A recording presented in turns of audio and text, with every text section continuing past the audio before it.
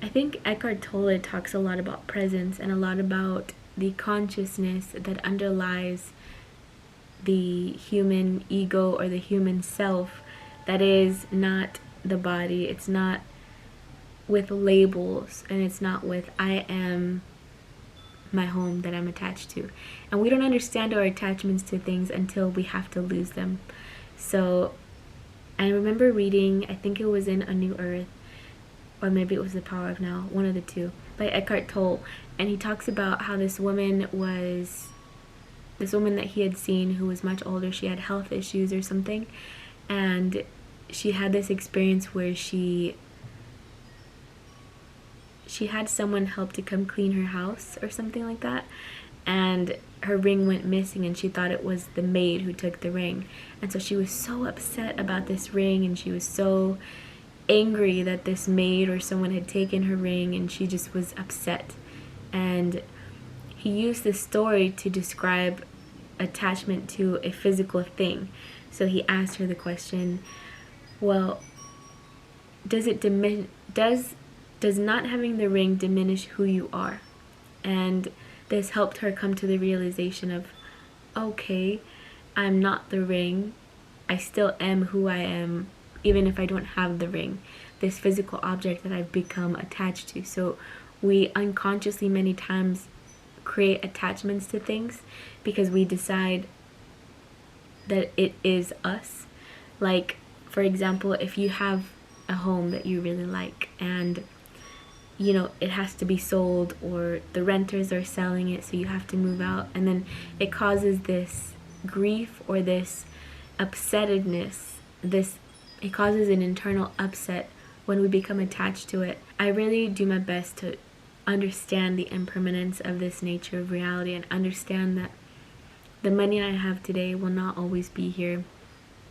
The body I have today will not always be here. And my experiences have really taught me this, like especially my health issues have really helped me to dive into this nature of reality, and the nature of impermanence, and the nature of how things are always changing, always shifting, and to not get so deep into the stories that the mind can create about, you know, this is my house, and in the moment that it ends, it's like this panic of like, where do I go next, or it's never going to be good again, or it's never going to be the same again.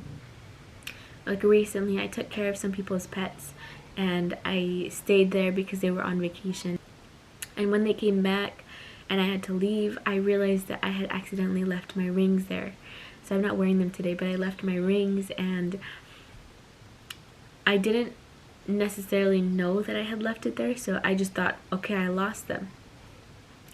And in that moment I was like, alright, well, those were some of my favorite rings, and I'm sad to see them go, but if they went, they're just rings. And so I messaged her and I asked her about them, and she told me, oh yes, they're here, so I have to go pick them up. But see, that could have gone very differently if there was a really deep attachment to those are my rings, or they are who I am. I have to have those specific rings.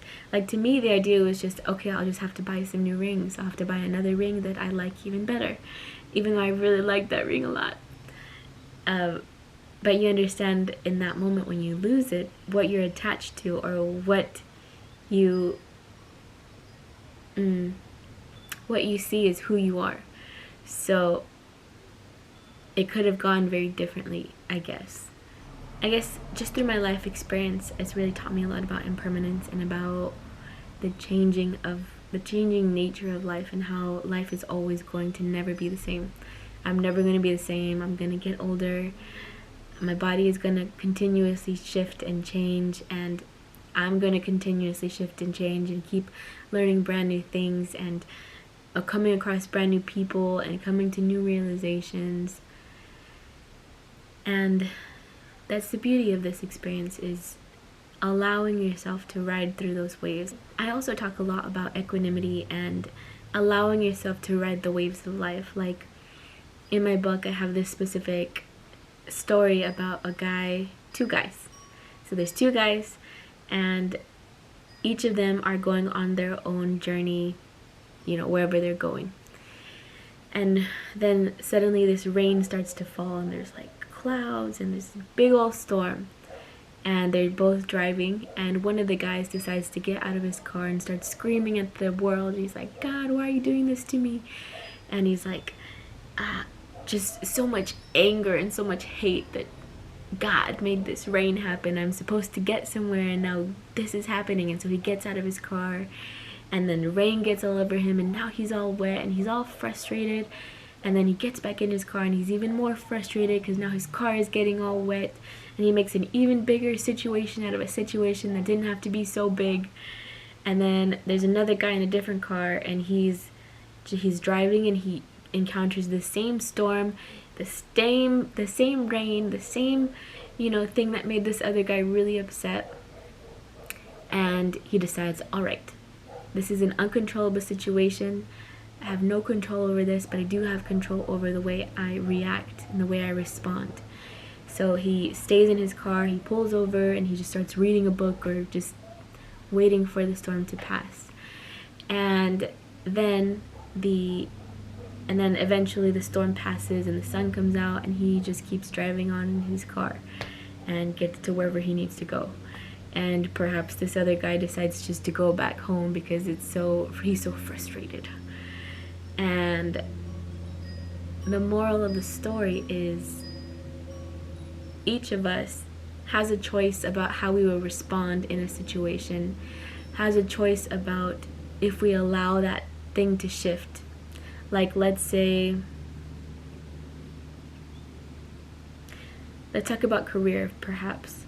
So let's say you have to, someone fires you. So you're in a career and someone fires you, and there's a choice in that moment. Do I decide to get out of the car and scream at the storm? Or do I decide to stay in my car and wait for the storm to pass and just keep driving? So I got fired from my job, let's say. If we panic, there's a choice in that moment with this hard experience to decide to take this and make it into a good thing, or there's a choice to decide to take this and make it into the world's worst thing that could have ever happened and end up getting into a bigger, more messy situation and a harder situation in the mind than it needs to be. It's very important in life to decide to choose how we will respond in any specific situation. And like I was saying, also to allow ourselves to experience that emotion as well, to allow ourselves to move through emotion, to not hold it in because it's gonna come back if we suppress it, but to allow it to move, allow ourselves to feel it. And then once we've felt it all, like when a child throws a tantrum and is screaming and crying and is letting all the emotions out, and then they're free again, and then they want to go play again.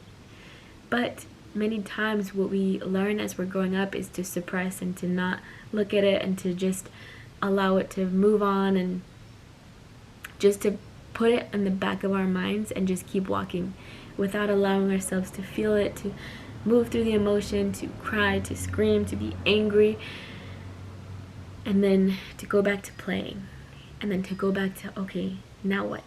Now what do I do? Now what is the next logical action or step that I should take?